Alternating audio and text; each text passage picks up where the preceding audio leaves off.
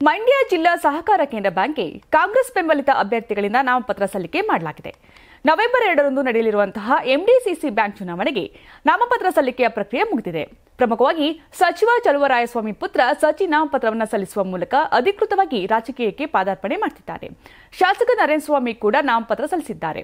ಶಾಸಕರಾದ ಗಣಿಗ ರವಿಕುಮಾರ್, ಕದಲೂರು ಉದಯ್, ಮನ್ಮೂಲ್ ನಿರ್ದೇಶಕ ಅಪ್ಪಾಜಿಗೌಡ, ಸ್ಟಾರ್ ಚಂದ್ರು, ಮಾಜಿ ಶಾಸಕ ಎಂ ಶ್ರೀನಿವಾಸ್, ಕೆಬಿ ಚಂದ್ರಶೇಖರ್ ಸಾಥ್ ಕೊಟ್ಟಿದ್ದಾರೆ.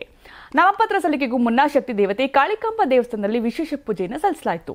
ವಿಶೇಷ ಪೂಜೆ ಬಳಿಕ ಎಂಡಿಸಿಸಿ ಬ್ಯಾಂಕ್ಗೆ ಕಾರ್ಯಕರ್ತರ ಜೊತೆ ತೆರಳಿ ನಾಮಪತ್ರವನ್ನು ಸಲ್ಲಿಸಿದ್ದಾರೆ. ಖುಷಿ ಆಗುತ್ತೆ. ಇವತ್ತೆಲ್ಲ ಜಿಲ್ಲಾ ಲೀಡರ್ಗಳು, ನಮ್ಮ ತಂದೆ ನರೇಂದ್ರಣ್ಣ, ಬಾಬಣ್ಣ, ಉದಯಣ್ಣ, ರವಿಯಣ್ಣ, ಕೆಬಿಸಿ ಚಂದ್ರಣ್ಣ, ಹಾಗೆ ನಮ್ಮ ದರ್ಶನ್ ಪುಟ್ಟಣ್ಣ ಅವರು ಎಲ್ಲರ ಸಹಕಾರದಿಂದ ಎಲ್ಲ ಜಿಲ್ಲೆ ಎಲ್ಲ ನಾಯಕರುಗಳು, ನಮ್ಮ ಎಸ್ಪೆಷಲಿ ನಮ್ಮ ನಾಗಮಂಗಲ ತಾಲೂಕಿನ ಪ್ರತಿಯೊಬ್ಬರು ಲೀಡರ್ಗಳು, ಹಾಗೆ ಎಲ್ಲ ನಮ್ಮ ಸೊಸೈಟಿ ಡೆಲಿಗೇಟ್ಸು, ಹಾಗೆ ಎಲ್ಲ ನಮ್ಮ ಸೊಸೈಟಿ ಡೈರೆಕ್ಟರ್ಗಳು ಎಲ್ಲರ ಸಪೋರ್ಟಿಂದ ಆಗಿದ್ದು ನಾವು ಇಲ್ಲಿ ಬರಬೇಕು ಅನ್ನೋ ಆಲೋಚನೆ ಇರಲಿಲ್ಲ.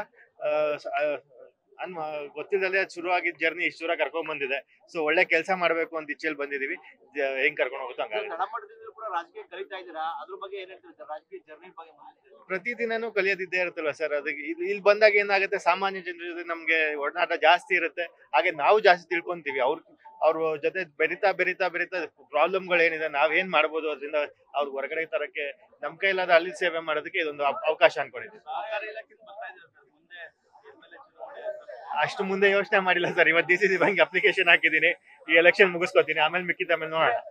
ಕ್ರಿಕೆಟ್ ಆಯ್ತು, ಸಿನಿಮಾ ಆಯ್ತು, ಈಗ ರಾಜಕೀಯ ಕ್ಷೇತ್ರ ಪರ್ಮನೆಂಟ್ ಆಗುತ್ತಾ ಅಂತ ಸರ್. ಕೆಲಸ ಮಾಡೋದಷ್ಟೇ ನನ್ನ ಕೈಯಲ್ಲಿರೋದು.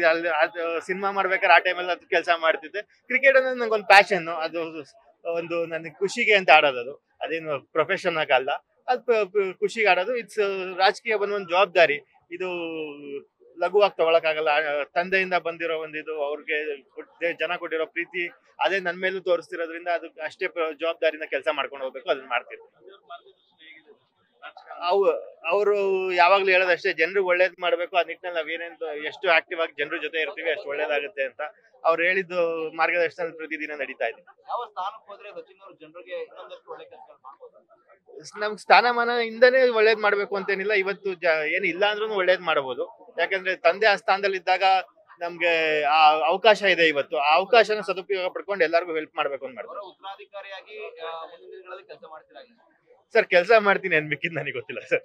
ನೀವು ಸಣ್ಣ ಆಗ್ಬೇಕಲ್ವಾ? ಅದು ಒಂದು ಉತ್ತಮ ಆಹಾರದಿಂದ ಸಣ್ಣ ಆಗ್ಬೇಕಲ್ವಾ? ಪ್ರತಿದಿನ ನಮ್ಮ ಜೀನಿ ಸ್ಲಿಮ್ ನ ಯೂಸ್ ಮಾಡಿ ಯಾವುದೇ ಸೈಡ್ ಎಫೆಕ್ಟ್ ಇಲ್ದಂಗೆ ನೀವು ಸಣ್ಣ ಆಗ್ತೀರಾ.